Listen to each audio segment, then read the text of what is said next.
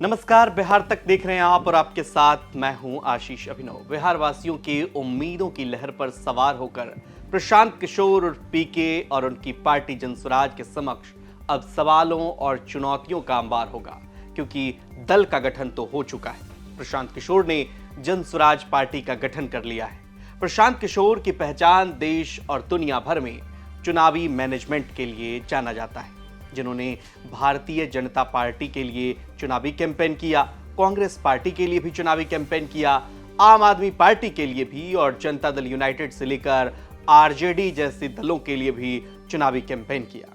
ये वही प्रशांत किशोर हैं जिन्हें चुनावी जीत की गारंटी मानी जाती है। मतलब प्रशांत किशोर अगर कैंपेन में हैं तो करीब करीब पार्टियां चुनाव जीत ही जाती है। अब प्रशांत किशोर सीधी राजनीति में हैं, वो भी अपने दलबल के साथ। अपने दल का आगाज उन्होंने अपने प्रदेश बिहार से किया है, बिहार की राजधानी पटना से, और बिहार की जनता को प्रशांत किशोर से उम्मीदें बेशुमार हैं। उनके राजनीतिक दल से बिहार में व्यापक बदलाव की उम्मीदें की जा रही हैं। राजनीतिक विश्लेषक भी ऐसा मानते हैं। प्रशांत किशोर का दावा भी है कि वह बिहार में बदलाव की बयार लाएंगे, विकास की नई गाथा लिखेंगे, प्रदेश से पलायन रुकेगा, रोजगार के नए अवसर प्रदान होंगे, नए लोगों को राजनीति में बेहतर अवसर मिलेगा। पूरे आत्मविश्वास के साथ प्रशांत किशोर ने बिहार भर में पिछले कई वर्षों में घूम घूम कर जो उनका जनसुराज पदयात्रा आपको मालूम है वो कर रहे थे, इन वायदों को उन्होंने प्रसारित और प्रचारित किया। अब जब प्रशांत किशोर ने अपनी पार्टी का गठन कर दिया है तो उनसे कई सवाल भी होंगे, क्योंकि राजनीतिक दल से सवाल पूछे जाते हैं। लेकिन इन सवालों के पीछे चुनौतियां भी है, जिन चुनौतियों से प्रशांत किशोर को सामना करना पड़ेगा और उन सवालों का जवाब भी देना होगा। पहला और बड़ा सवाल तो यही उठेगा कि प्रशांत किशोर ने कहा कि वो ना तो पार्टी के अध्यक्ष बनेंगे और ना ही मुख्यमंत्री बनेंगे, तो फिर पार्टी का संचालन कैसे करेंगे? क्या उन्होंने राजनीतिक दल का गठन इसलिए किया है कि जो चुनाव लड़ाने का कार्य अन्य दलों के लिए प्रशांत किशोर अब तक करते थे, वो अब अपने दल के लिए ही करेंगे?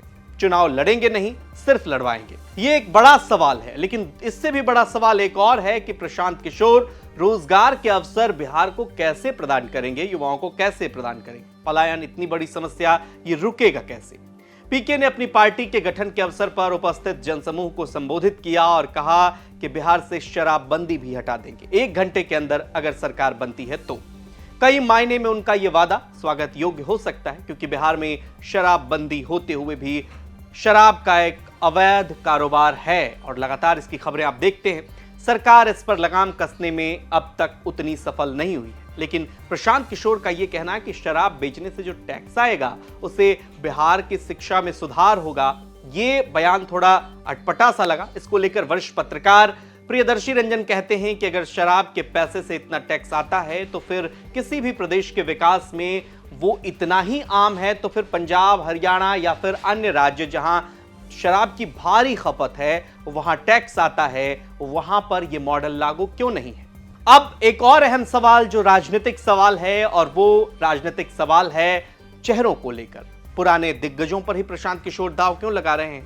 प्रशांत किशोर का दल भले ही नया हो, लेकिन इनमें एक से एक पुराने राजनीतिक दिग्गज शामिल हो चुके हैं। सवाल यह कि दशकों तक बिहार की राजनीति में सक्रिय रहे इन दिग्गज, जो भी प्रशांत किशोर के आसपास आप देखते हैं, अगर कोई व्यापक बदलाव अपने कार्यकाल के दौरान, अपने पद के दौरान अगर नहीं कर पाए, तो क्या प्रशांत किशोर से जुड़कर वो ऐसा कर पाएंगे? और प्रशांत किशोर जो पूर्व नौकरशाहों को, ब्यूरोक्रेट्स पर इतना भरोसा वो जता रहे हैं, आखिर ऐसा क्यों? इसके अलावा जात पात की राजनीति से क्या प्रशांत किशोर की पार्टी ऊपर उठेगी? मुस्लिम तुष्टीकरण की राजनीति पर पीके नरम क्यों है? इसको लेकर वरिष्ठ पत्रकार प्रियदर्शी रंजन क्या कुछ कहते, सुनिए जरा। बिहार वासियों के उम्मीदों के लहर पर सवार होकर प्रशांत किशोर ने नई पार्टी जनसुराज का गठन कर दिया है।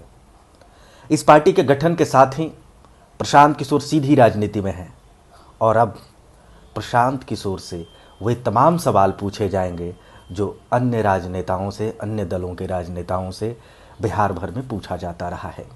बिहार की जनता पूछेगी प्रशांत किशोर से कि आपके पास क्या मॉडल है जिससे बिहार से पलायन रुक जाएगा? आपके पास वो कौन सी जादुई की छड़ी है जिसके सहारे आप बिहार से जातिवाद, संप्रदायवाद को मिटा देंगे?